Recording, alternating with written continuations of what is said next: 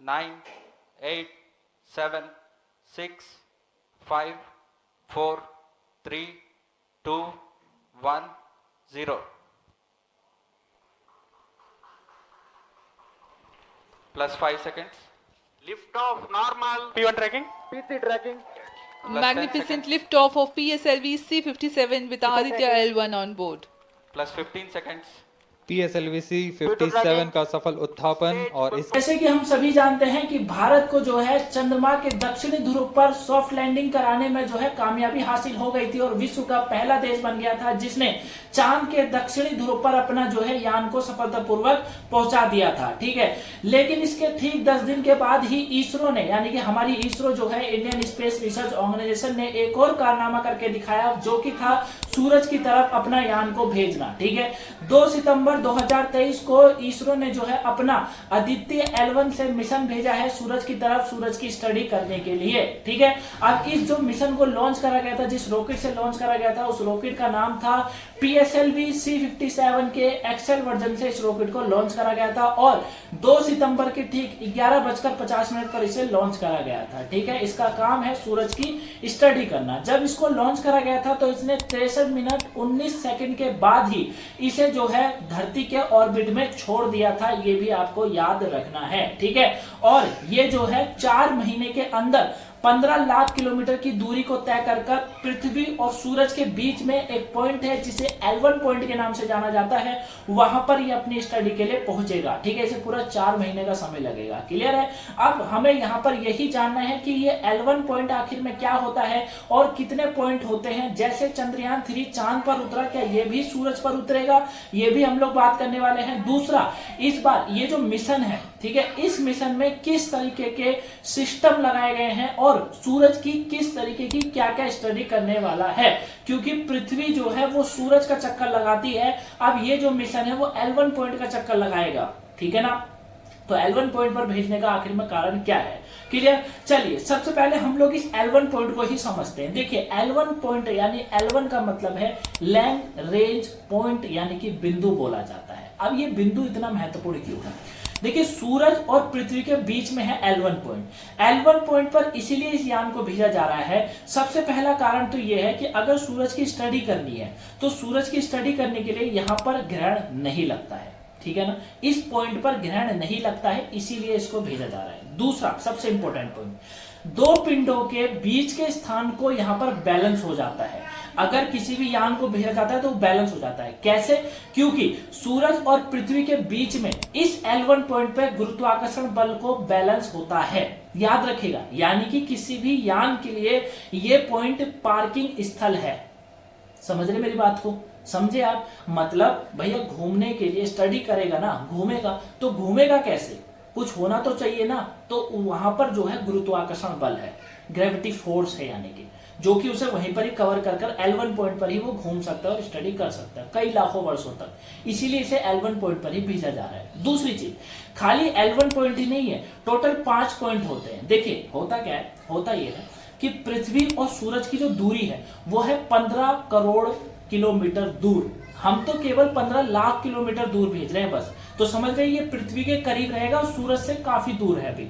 ठीक है ना? लेकिन पृथ्वी के और सूरज के बीच में 5 L1 पॉइंट बनते हैं, L1, L2, L3, L4 और L5। ठीक है, याद रखिएगा। अब इसका जो ये नाम है लैंग रेंज, ये नाम रखा गया है, एक खगोल शास्त्री हुआ करते थे, गणितज्ञ खगोल शास्त्री, जिनका नाम है जोसेफ लुई लैंगरेंज, इनके नाम पर रखा गया। ये 18वीं सदी के जो है खगोल शास्त्री और गणितज्ञ थे, इनके नाम पर भी इसका नाम रखा गया है। ठीक है, अब ये जो पूरा स्पेस का ये जो हमारा मिशन भेजा गया है, इसे 126 दिन लगेंगे लैंगरेंज की तरफ जो है पहुंचने, मतलब इसको पूरे 126 दिन लगेंगे वहां तक इसे पहुंचने में। ठीक है ना? L1 पॉइंट तक पहुंचने में 126 दिन का ये समय लेगा कम से कम।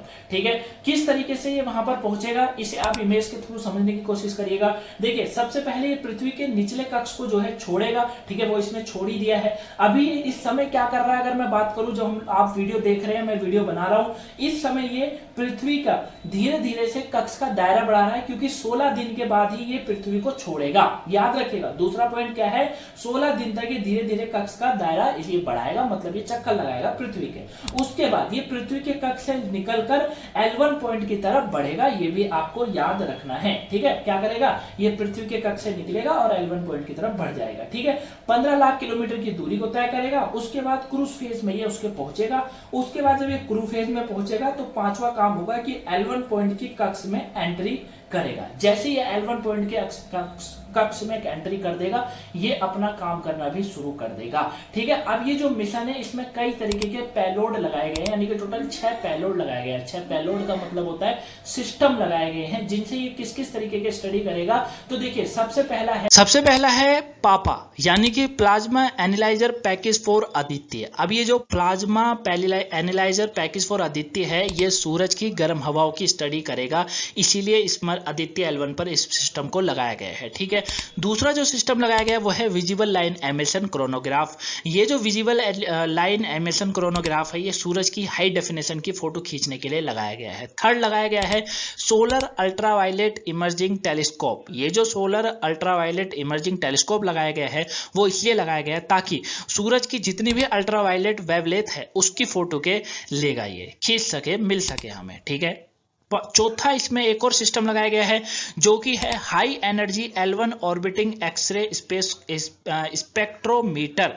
ये जो स्पेक्ट्रोमीटर है ये हाई एनर्जी एक्सरे की स्टडी करेगा, याद रखिएगा, इंपॉर्टेंट है। क्या करेगा, हाई एनर्जी एक्सरे की स्टडी करेगा, ठीक है। पांचवा है Aditya solar wind particle experiment, ठीक है। ये जो एक्सपेरिमेंट है ये अल्फा पार्टिकल्स की स्टडी करेगा, इसीलिए इसमें ये वाला सिस्टम लगाया गया है। छठा इसमें सिस्टम लगाया गया है advise triaxial high resolution. ये लगाया इसीलिए गया है, डिजिटल जो है मैग्नेटोमीटर्स इसका पूरा नाम है, दोबारा सुन लीजिए, advanced triaxial high resolution digital magnetometers. ये मैग्नेटिक फील्ड की स्टडी करेगा, सूरज के जो मैग्नेटिक फील्ड्स होते हैं उसकी स्टडी करने के लिए इसमें ये वाला पॉइंट लगाया गया है, ये भी आपको इसमें याद रखना है, ठीक है ना।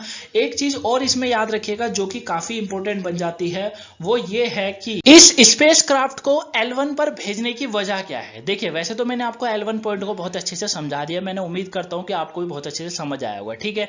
दूसरा एक और याद रखिएगा कि आदित्य L1 तो इसलिए दिया गया क्योंकि लैंग्वेज पर इसे भेजा गया, इसीलिए आदित्य नाम क्यों दिया गया, अगर मैं बात करूं तो आदित्य इसलिए दिया गया है क्योंकि आदित्य सूरज का दूसरा नाम भी है, ठीक है, याद रखिएगा। अब आदित्य L1 पर भेजने की वजह की अगर बात करूं, सबसे पहला है सूरज के किनारों पर जो होने वाली जो हीटिंग होती है उसका ये पता लगाएगा, ठीक है। दूसरा पॉइंट, सूरज के किनारों पर उठने वाले तूफानों की गति और साथ में वहां उसके तापमान का जो पैटर्न है उसको समझने के लिए भी इसे L1 पॉइंट पर भेजना बहुत जरूरी था, ठीक है। सूरज का वायुमंडल की जानकारी रिकॉर्ड करेगा। दूसरा पांचवा पॉइंट जो इसमें है, मतलब जो इसमें चौथा पॉइंट है वो ये है कि भैया पृथ्वी पर आने वाली सूरज की किरणों से मौसम में किस तरीके से परिवर्तन पड़ता है, किस तरीके से असर पड़ता है, वो सब ये पता लगाए, क्योंकि आपको पता है अगर सूरज नहीं तो मनुष्य जीवन भी संभव नहीं हो पाएगा, सूरज हमारे लिए इतना ज्यादा जरूरी है, क्लियर है ना। अब ये जो मिशन है वो इसरो का कोई पहला मिशन नहीं है पृथ्वी के कक्ष से बाहर जाने वाला, पृथ्वी के कक्ष से बाहर जाने वाला ये 5वां मिशन है हमारा। सबसे पहले हमने 2008 को ही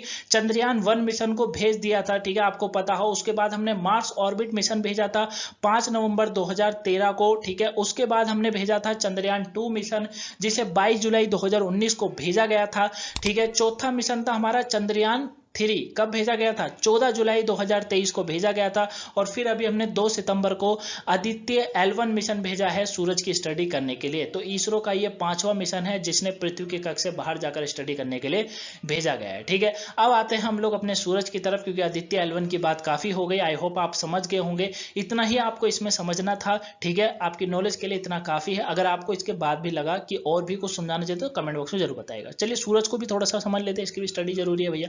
सूरज, आपको पता है कि सूरज इतना विशाल का है, इतना बड़ा है कि इसमें 13 लाख जो है पृथ्वी समा सकती है, ठीक है। आप समझ सकते हैं कितना बड़ा होगा, 13 लाख पृथ्वी इसके अंदर समा सकती है, ठीक है। इसकी अगर मैं बात करूं हीटिंग की, इसके जो गर्माहट है वो कितनी ज्यादा है, इसमें गर्मी कितनी ज्यादा है, तो 1 लाख करोड़ परमाणु बमों का विस्फोट भी इसके सामने कम पड़ जाएगा। याद रखिएगा कितना, 1 लाख करोड़ परमाणु विस्फोट भी का अगर विस्फोट भी कर दिया ना तो वो भी इसमें इसके सामने फीका है, इतनी ज्यादा इसके अंदर गर्मी है, ठीक है।